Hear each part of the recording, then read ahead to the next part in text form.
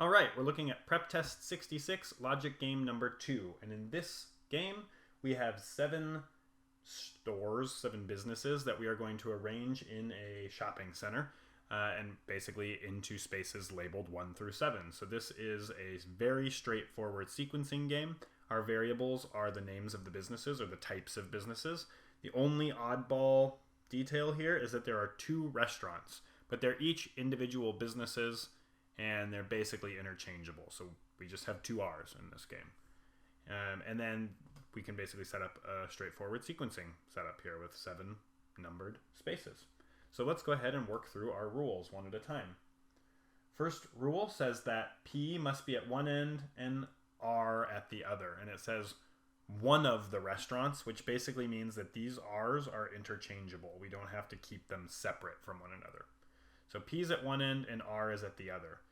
So right off the bat, that gives us some limited options. So I'm just going to write over here LOs with P and R. Great, we'll move on to the next rule.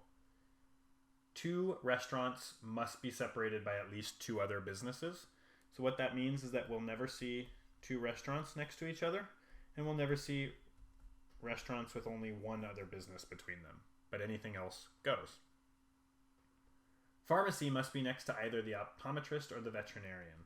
So we're going to see P and O next to each other, or P and V next to each other. And this slash just means that they can occur in either order. P doesn't necessarily have to come before O or V.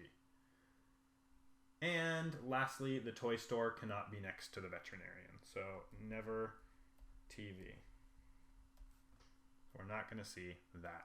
So on the next page, let's go ahead and jump into those limited options and see what we can find.